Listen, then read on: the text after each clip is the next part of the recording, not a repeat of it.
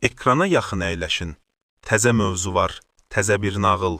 Görəsən Əli övladlarının adını nə üçün Əbubəkir, Ömər, Osman qoyub?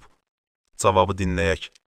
Aya görəsən, Həzrəti Əli əleyhissalamın, İmam əleyhissalamın uşaqlarının adından biri Ömər olub ya yox? Əbubəkir barəsində izah verdi. İkinci bəs Ömər adı barəsindədir.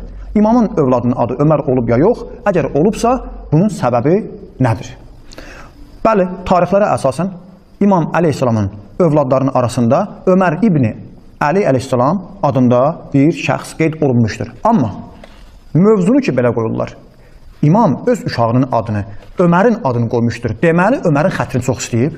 Deməli, Ömərlə münasibəti yaxşı olub. Onun şərəfinə öz uşağının adını qoyub. Əgər araları pis olsaydı, uşağının adını qoymazdı. İndi biz araşdıra görə bu ad qoyuluşunda imamın rolu olub ya yox?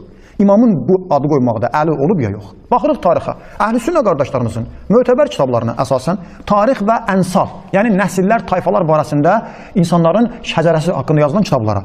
O kitablardan əlimizə belə məlumat gəlir ki, Ömər adını uşağa Əli əleyhissalam özü yox, Ömər özü qoymuşdur. Ömərin belə bir siyasət olmuşdur. Özü bəzi uşaqların adını dəyişib, özü adını uşağa qoyurdu.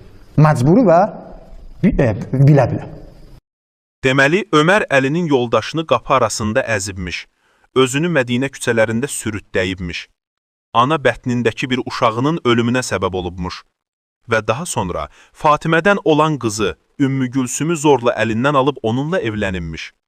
Bunları eşitmişdik. İndi də bunu eşitdik. Məcburən öz adını Əlinin oğluna qoyubmuş. Bir sözlə, Ömər istədiyini edibmiş. Bəs harda qaldı bir barmağı ilə Xeybər qapısını qaldıran Əli? Sonra da deyirlər ki, sübut edin ki, Ömər şücaətli olub. Ağıl nemətinə görə uca Allaha həmd və sənalar olsun.